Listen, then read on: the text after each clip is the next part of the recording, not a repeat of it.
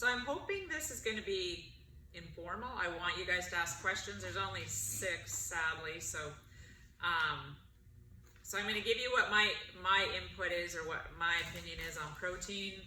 I've had lots of people talking to me about vegetarianism and not eating as much meat.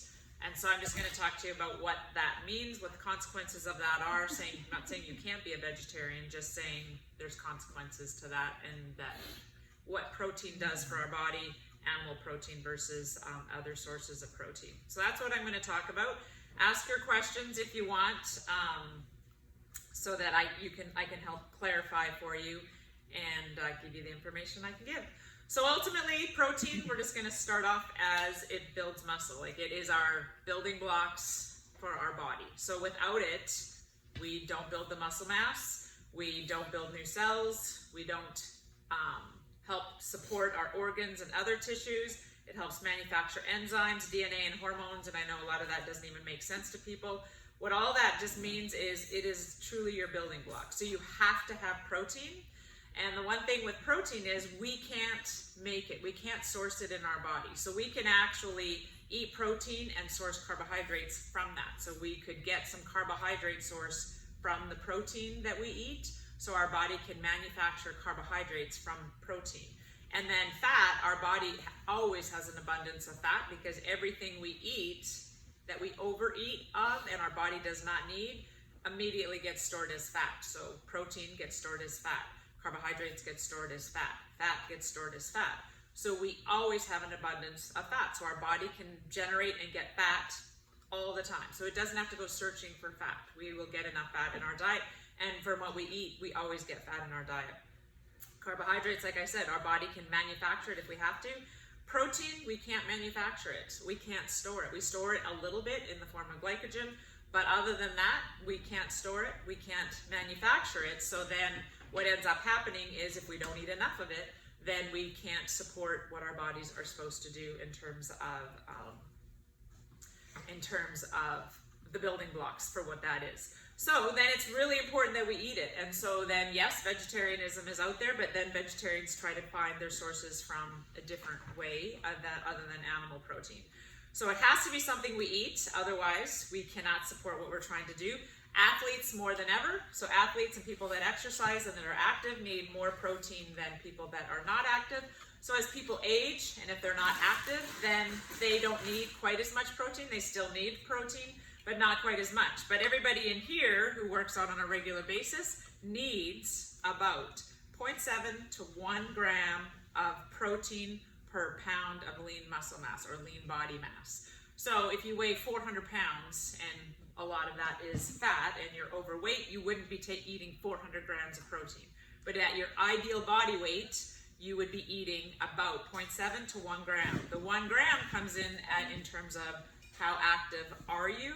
So if you're not that active, you probably can stay on the 0.7 grams per pound of body weight, but the more active you are, the more your body needs. So when you're active, you're trying to build muscle mass, and like what I talked about in the beginning, is if you want to build muscle mass and you want to maintain muscle mass, and as we age, you want to maintain your muscle mass as much as possible, you have to have the protein to support it. So then athletes in here need probably about 1 gram of protein per pound of body weight, which is a lot. So then when somebody tells me they eat chicken or eat whatever once a day and don't really go for other sources of protein, if you did a good job of eating chicken at dinner or something like that and had a decent portion that you would maybe get 40 grams of protein. So then if you look at somebody like me, so I probably need about 120 grams or more of protein a day. It's tricky to get that much, especially if you intermittent fast or something like that, but that is what you need in terms of trying to support muscle mass, which is really important. So the other thing that I was going to talk about is weight loss with protein intake. So it's been proven, people that eat a good amount of protein, so when we try to calorie deficit, so when we try to lose weight or we go on a diet or whatever you want to call it, we have to take in less than our body requires, right, in terms of so that we can calorie deficit, so that we can lose the muscle mass or the body fat. But when we calorie deficit, and I've talked to people who work with me for nutrition about that and that's why the InBody is such a valuable tool. Your body does not differentiate and go, well, we're only going to get rid of fat mass. That's the only thing we're going to get rid of. Usually people that lose weight tend to lose muscle along with it. And if you don't get on a machine like the InBody, you don't know that. All you do is get on the scale. And we've been taught my whole life, forever, is, you just get on the scale. This is what you're supposed to weigh. If you lose 5 pounds, yay, I lost 5 pounds. But if you lost 5 pounds of muscle, then it's not really helping you necessarily. So when you maintain enough muscle or enough protein in your diet, so then it's really important when you are trying to lose weight that the protein does not go with it. So again, remember, we cannot get protein from anywhere other than our food sources. Our body cannot manufacture it at all. So then we have to go get it. So we have to make sure when we're calorie deficiting, trying to lose weight, if that's what you're trying to do, that we don't automatically portion down our protein, which tends to happen, especially with females. Females are always like trying to eat like this much, or I'm going to share a hamburger with my husband. That you just have to make sure that you're getting enough protein so that the muscle mass doesn't go. So for me, that's always a big deal. And that honestly is how I've managed, once I figured out how to eat healthy and what that means and not dieting and things like that, that is one of the biggest things that I'm concerned about is where's my muscle mass? Because if you maintain enough muscle mass, the muscle, remember, can burn calories. Fat doesn't burn calories. So the more muscular you are, the higher your BMR.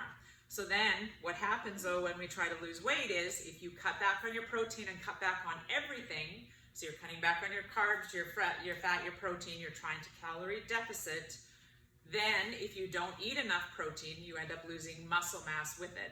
So then what ends up happening is you don't lose as much weight, because if you're losing the muscle mass again burns calories. My BMR is higher when I have more muscle mass. So it's easier to lose weight when you are just a fat burning machine. So here, for me, my BMR is high, and it's really important to me to keep it high. So my muscle mass, not my weight, is important to me. Not so much, obviously body fat is important. But I have a much easier time maintaining my body fat or losing body fat with the amount of protein that I eat, and then how much muscle mass I have from that. If the muscle mass goes, then it's hard then to lose weight, and you tend to not lose as much weight. And so studies have shown that people that eat a good amount of protein while they're dieting, or whatever you want to call it, lose more body fat in the end than people who don't eat enough protein, because it helps you build muscle mass, which then the muscle mass helps you have a higher BMR, which helps you burn more calories at rest, which ends up meaning you end up losing more weight. So that's really important, because a lot of people, their goal is to lose weight. That's usually a goal of people that are trying to eat healthy. So then making sure that protein is there for you. Athletes, it's important. So then if you want to gain muscle mass, or if you're an athlete trying to calorie deficit and lose some body fat, again, it's super important for those people to try to maintain that protein intake so that the muscle mass doesn't go. So if you're an athlete and you're trying to lose weight or whatever you're trying to do, lose some fat, if the muscle mass goes with it, then obviously performance and all of that, the muscle mass ends up going with it. So it's really, really important. So then I'm just going to reiterate again, like 0.7 to 1 point, and some studies show even higher than that. So you just have to really look at how much. So usually Can I just ask real quick? So you said that's of your optimal weight, though. So if you're overweight, you shouldn't be going with... No, so if you're, like I talked about, if you're 400 pounds, you shouldn't be eating 400 grams of protein. So the InBody is a good way to figure that out as well, because it measures your lean muscle mass, or that you know what... So base it on your lean muscle mass? Not lean muscle mass, lean body mass. So all of it. So not just purely muscle. You just don't want to count in, and you can even count in some of the body fats, like it's ideal weight. So if you know, kind of like I ideally should be about 150 or so. So then I base it off of that. Okay. And so I try to get 150, but it would never get, it's hard to get 150. So yeah, so it's really important. So you don't want to be, if you're 300 pounds, like I said, you don't need 300 grams of protein, but you do need enough to support sort of lean body mass. Now I don't know where it was. I can't remember. Anyways, okay, so we're gonna go couple other things of why protein is important. So protein is also satiating. So people that work with me on nutrition, I always talk about it, especially now that if you're intermittent fasting with me, then making sure that you're satiated. So satiated means you're full or you're satisfied. So fat is our slowest burning macronutrient. So eating good fat, healthy fat in your diet is really important. Healthy for all the health benefits that fat brings us, but it also helps us stay full the longest. So it burns very slowly. You don't want to eat some fat before you come into the gym and try to work out, because it's not going to be available for you. Your body will not burn it. Fat has a really important role in terms of keeping us satiated or full or satisfied. Protein is the second satiating macronutrient. So then it also has really great satiating properties, whereas carbohydrates, again, that's why people who eat a lot of carbs tend to eat a lot of food, because the carbs burn the fastest, and then they tend to want to eat more and more. Higher carbs means you get that hunger quicker.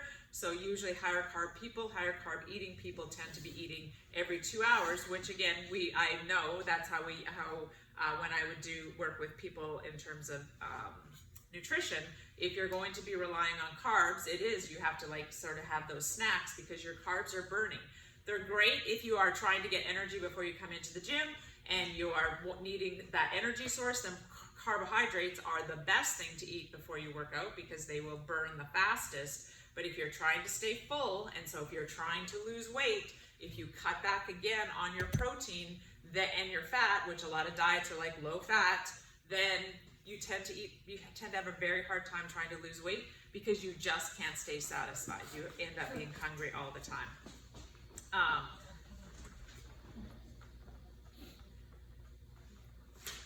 Talked about that. Okay.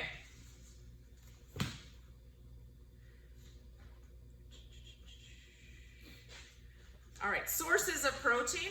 So people have talked to me about that lately in terms of where should I get my protein sources, and do I have to get them? I don't like meat, or I don't like eating this, or I don't like eating that. And again, I have no problem with you being a vegetarian, as long as you can show me how you can be a healthy vegetarian and eat healthy protein sources. So soy has become the sort of the leader of when people don't eat meat, they turn to soy, and I think everybody in here probably knows how genetically modified soy is. So soy is really bad for us genetically, screws up with our hormones. It does not, our cells do not know what to do with it, so it ends up damaging our cells, creates inflammation in the body. Hormones change and go all over the place. Testosterone blunts. There's studies proving that testosterone blunts soy blunts testosterone for men. So it does that for men. Women who are vegetarians have a very hard time maintaining muscle mass, because animal protein ends up building more muscle mass than soy protein does.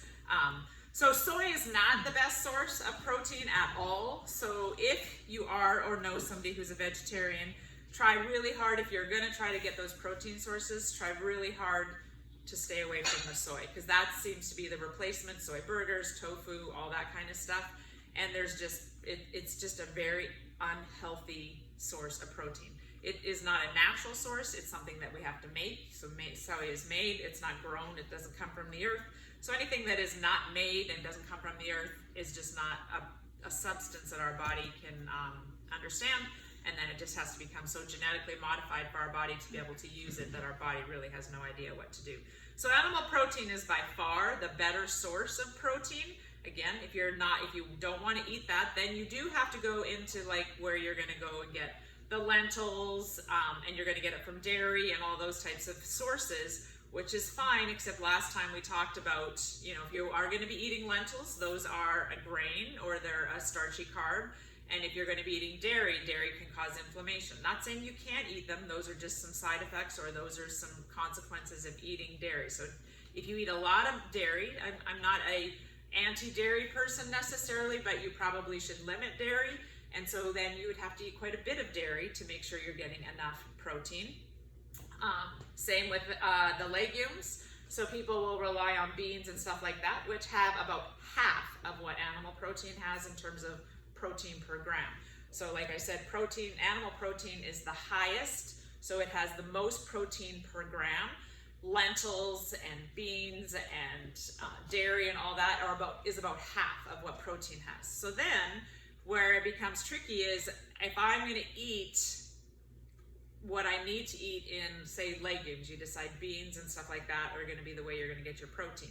You would have to eat a lot of those to think about getting as much protein as your body needs. So then if you do that, with that comes a whole bunch of carbohydrates. So then you're taking your protein and a source of carbohydrates, so that carbohydrates burn the fastest, and then we overeat our carbohydrates because you need that much to be able to have enough muscle mass in your body or enough protein in your body. So that all the vegetarians that tend to be a very high carb eating diet are the people that eat or that are vegetarians are eating a lot of carbohydrates in their diet. And I think I've talked about over and over again how we don't want to be a high carb eating person. Even if you're not intermittent fasting or keto or whatever you're doing, you still not high carbs, right? It should be lower carbs when you're doing. So it's hard when you're a vegetarian to try to keep those carbs down where they belong. So that's a little bit of a consequence of eating that.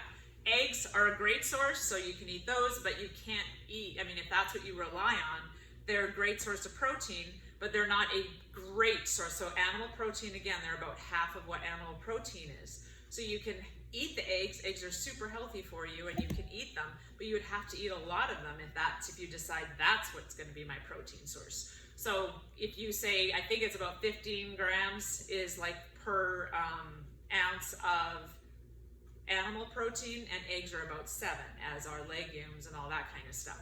So it's about half. So then think of how many eggs you would have to eat. There's 7 grams of protein in one egg. You have to eat 100 grams of protein. That would be a lot of eggs. Yeah. So that's why it all just comes with consequences. So I'm not saying you can't do it, but just know what the consequences are. And then with the consequences of not having enough protein. And that's what I kind of wanted to talk about today is you can be a vegetarian or you can try to eat low meat, and that's fine as long as you can get the protein you need. It just becomes tricky without animal protein. Sources of animal protein, and then I think I talked about this in one of the last videos we did. Make sure, so if I had to decide where I was going to put my money, so it is expensive to eat healthy, like to eat organic, to eat free range, grass-fed, all of that, to eat good sources of animal protein, wild-caught fish, all that kind of stuff.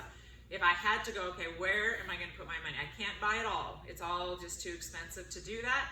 And protein sources is probably where I would put them. So if you can ever watch, how or read about how they actually raise cows and how they raise chickens and how they raise fish nowadays, they mass produce it and they farm it. It's just not very good quality. So then when you have those animals eating and living in an environment that is not healthy and safe for them, it really impacts the quality of your meat. So then you're not going to get as much protein from your meat. Your meat is going to be loaded with hormones. It's not going to have the quality that we're looking for in the vitamins and minerals and like fish oil, or so the omega-3s that are in fish. Wild caught or regular farmed fish doesn't have as much omega-3s in it, not even close to what wild caught fish is. So if you can afford it, obviously protein, animal protein is better than no protein, but then if you can afford it, healthier, more sustainable animal protein is better. So that wild caught, that free range, that grass fed, all of that kind of stuff, it really is important. It's not cheap, I get it, but it definitely is important. So trying to do that if you are going to choose animal proteins for your protein source. The last thing I wanted to talk about on protein is collagen. So when you eat protein, so if you eat steak or chicken or fish or whatever you're going to eat, that's collagen comes from animals, right? We have collagen. We can't make collagen, sadly, in our bodies, and so I think people that have worked with me know that. But you can't get collagen from eating meat, sadly. So you have to then go to another source to get collagen. So collagen, when you're over the age of 30, is really important to start taking, because as we age, we can't replenish our collagen. So I can build muscle by eating more muscle or by eating more protein, but I can't. As collagen starts to diminish, which it doesn't matter how hard you work at it, collagen just starts to diminish. It's part of the aging process. That you have to replace it, and you have to actually eat it, and you can't get it. You can't make it, and you can't get it from meat. So by the age of 30, your collagen starts to drop off. By the age of 40, you have 25% less collagen in your body. And by the age of 60, you have half of the collagen you had when you were in your 20s or teens or whatever. So collagen is really important because collagen is also the building blocks of our body. So it's the stuff that surrounds our joints. So it's our cartilage, it's our ligaments, it's our tendons. It's not our muscle, right? So it's joints, bones. It is part of our muscle, digestion, gut health, all of the stuff that sort of lines our body, lines our digestive tract, lines our joints, lines our muscles, lines our bones. Hair, skin, and nails are supported by collagen. So all of that starts to deplete. So that's why as you get older, you find that your hair isn't as full and lively. Your skin is wrinkly. We get wrinkles because when we deplete, our collagen depletes, our skin thins, we get more wrinkles, you get more bruising, you get all those nice age spots, everything that comes with aging, sadly. And then it's just the cartilage that doesn't get supported as well. So collagen is really, really important to eat, to take every day. And you, like I said, you just can't get it from sources. So you have to go from meat sources. So you have to go find it. So then this one is really important. Like, so when I said you should try to eat organic, grass-fed, free-range meat, and you should, collagen is like super important. If you're gonna spend your money and go buy collagen and you're going to commit to taking collagen every day, it has to be like a grass-fed free-range. Otherwise, it's really not beneficial. It doesn't have what it's saying it has. So again, if you can afford where you're gonna put your money and you're going to invest in collagen, make sure it's organic, grass-fed, free-range. It's really important.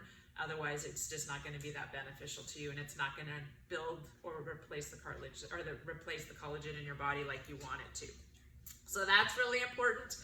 Making sure that it also has type 1 and type 3 collagen in it.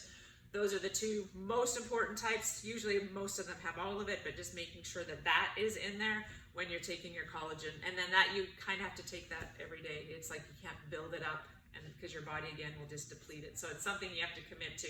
I take mine in a tablet form. You can take it in a powdered form. The one thing you can't do is you cannot, so if you're deciding, okay, I'm gonna pay attention to how much protein I take in a day, usually collagen is about 10 grams of protein, but it's non-nutritional protein, which means it does not add up. You don't get to add it into your protein intake a day. So it has 10 grams of collagen in it, but it does not have 10 grams of nutritional value protein, which means it adds to the protein content in my body. So you need it, but it just doesn't add. So if you're at 90 and you're like, oh, if I take my collagen, I'm at 100, it doesn't work that way. So it has zero nutritional value that way. The one I use is Mercola. I use a lot of my stuff from Mercola. But the Mercola has both. I take the capsules or the pills. I do 3 of those a day. It's concentrated collagen. But there's Primal, no, not Primal. Vital Proteins. Vital Proteins is very good. Primal's not? Primal is good, yep. So there's lots of good ones. I'm not saying there's like lots. And actually, of all the things that are out there in terms of supplements, there's a good amount of really good quality collagen because I think it's just such a popular thing out there. But Primal is good. Vital Proteins, I take Mercola. Garden of Life has a great one. Yeah, there's lots. You just have to look for them. Those are all really good sources. Vital Proteins is a really good price if you're a member of Costco. Yeah, they have it at Costco. It doesn't have to be mixed like with anything like vitamin D. It's usually no, you just can take it, and it's tasteless. So you can truly just put it in your water, and it'll like disintegrate. Drink it. You can just tea, whatever. So mine's right in here. Yeah. And then Primal has a chocolate one. Yeah, you can get the flavored ones. I'll put it in my protein shake. So does Vital Proteins. I put mine in my protein. Because I put it actually in my coffee for my sweetener with my coffee in the morning. Yeah. Oh, that's a good So one. you It can has take it with stevia. It's stevia. And then you Yeah, get that At Costco? Yes, the chocolate one's at Costco too. Yeah, and it is cheaper for sure because it's not everything that's healthy is not cheap, sadly. So it is there. I just take mine in a pill because I'm like, there was a point where I was like, I'm adding like 4 or 5 things to my protein shake every day or my coffee. So I'm just like, it's just one more thing I gotta like add. So now it's just one more pile of pills that I have to take. I'm just saying, I'm sorry, I don't have to pill. Yeah, so that's all I have to talk about protein. So you can ask me your questions, whatever you have, and then we're good. If you have any. So if we can't get enough protein in our diet, can we just like pound protein powder? Oh, I was going to talk about whey. No, you shouldn't pound whey. You shouldn't rely on it as a source. Like, you should use it as a source. That's great, but not your sole source of it, right? So whey protein, again, is by far the healthiest, most beneficial protein out there. So there's whey protein concentrate, which I'm a fan of. There's whey protein isolate. But whey is definitely by far the leading protein powder out there in terms of the benefits of building muscle mass, in terms of all the benefits that protein gives us. But some people can't. My son Abby is one of them that just I think you have to take a plant protein. So there's plant-based proteins out there that are really good, really high quality. They're not quite as much protein as what whey is, and they just aren't as beneficial. Not to say they're not good. There's really good qualities, and so if you have to take it, because of lots of people, even if you're not, so it's the way that people are. They're not like, meat doesn't bother them, but the whey bothers them. Or I mean, milk doesn't bother them, but the whey bothers them. So there's lots of people that can't take whey, and that's fine. And so then plant is your second best choice if you can't take whey. But whey is by and far the best protein in terms of what the benefits are that it gives you. Just make sure, like, do you want it breakfast, noon, and night? No, you can't like just be, topping up and just having. It also comes with, so you have to just make sure, like, it comes with calories and a whole bunch of other stuff that goes with it when you take it. So I take it every day, once a day, because it definitely gives me, like, tops me up to get. It would be hard because I'm an intermittent faster now. Without it, it would be really hard to get enough protein in a day without it. So it does definitely top me up. And can you tell us again, because I know you've gone through before, the good brands on that and the protein powder, because I know we've used one that's not the best, but that one's trickier for sure. That one's much harder to do, to get good quality brands. I look for whey protein concentrate. There's a whole bunch of different, literature out there that will say the isolate's better than the concentrate. I tend to believe the concentrate's better than the isolate. So I use Mercola again. I use a lot of stuff from Mercola. I just know the quality and what he does and all of that kind of stuff. So his is whey protein concentrate. That's what I use. There are other ones out there, like Ascent is really good, I think, but it is whey protein. Most of the good ones out there are isolate. So Ascent is isolate. Naked Whey, I think, is concentrate. It's a really good one. It doesn't taste very good, but it's good. Yeah, you just have to know, like, and so a lot of proteins, like if you go just to GNC or go wherever and buy it, one of the proteins will be like soy protein instead of whey protein. So soy protein is not good. Don't take soy if you can help it. So choose the whey or the plant-based. I know, so Mercola, these guys use a good one from Mercola for their plant-based protein.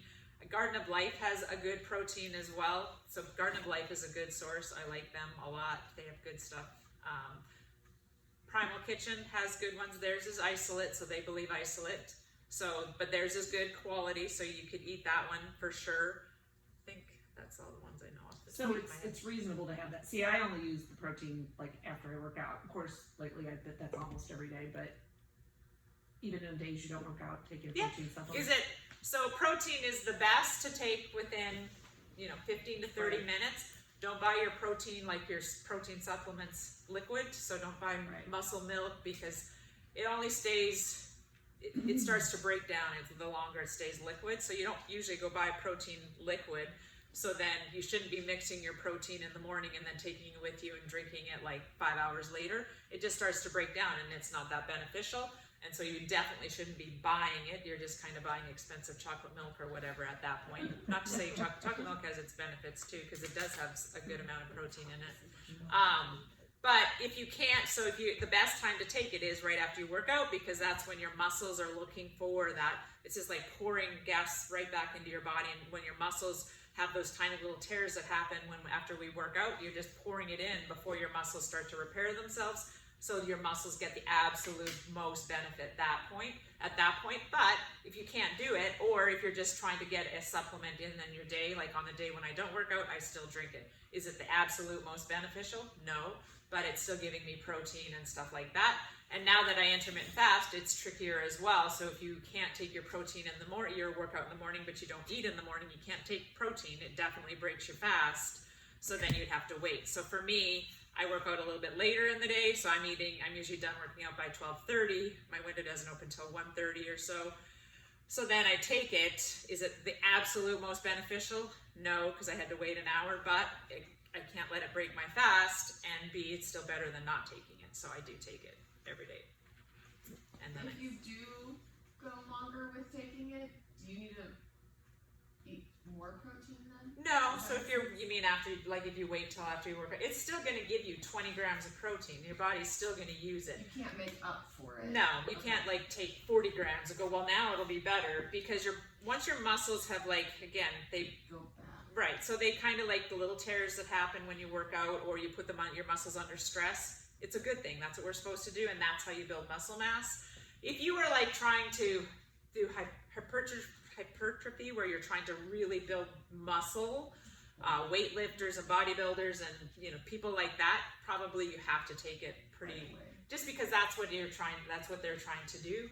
For us, just as long as you're trying to maintain muscle mass, it's still better. It's still the best, but you can't go, oh, I'll take 40 grams and then that'll be better. Right. It's once that window closes, that window's closed. The 20 grams is still there. Your muscle just might not get the absolute most benefit out of it, is all. Nothing else? Okay. Okie dokie. Is it terrible that I eat yogurt every morning? No. Every time my window opens? When it opens or before it opens? No, when it opens. It's not terrible. I mean, again, we talked about that last time. Dairy probably is got some inflammatory properties. Most people are somewhat sensitive to dairy. Some people are really sensitive to dairy. So it causes, inflammation. I try to not eat dairy as much as I used to. I've limited a lot, but that's the ones where I didn't talk about. Like Greek yogurt has a great amount. It actually has really good protein. Yeah, So 24 grams per cup. Yeah. So if you're looking for that, then it gives you lots of protein. I mean, another great thing you can do with your yogurt is even put whey protein in it too, and then you have a really great source of protein when you have yogurt. Yeah, so it's not bad. You got to kind of go, that works for me? Okay. And if you have no It doesn't bother me. real effects of it, If you have an inflammatory issue with it, I mean, you might not. Chronic inflammation, chronic inflammation is just a slow burning inflammation, right? If you did Whole30, you would know if it bothers you or not.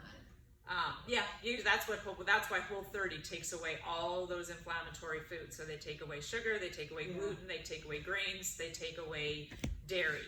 Those are all the high inflammatory foods, and then as you go back, you're supposed to slowly try them out and see what you notice, if you notice anything. But not to say lots of people who are 80% of the population is gluten sensitive. So, but not 80% of the population is celiac, where they're like, oh my God, I can't eat it no matter what because it's terrible for me. But sometimes you just don't know what you don't know. So that's slow burner. So what I would just say in dairy is, if you want to eat dairy, just don't eat a lot of it. So I just don't eat a lot of it anymore. I still eat it. I do eat dairy. And it doesn't appear to bother me, but I just want to make sure it's kind of like everything in moderation. Well, and that's it. It's I don't know what moderation is 1 cup of Greek yogurt every morning. But if that's all you really eat in dairy, then it's probably okay, and you're not getting any real side effects.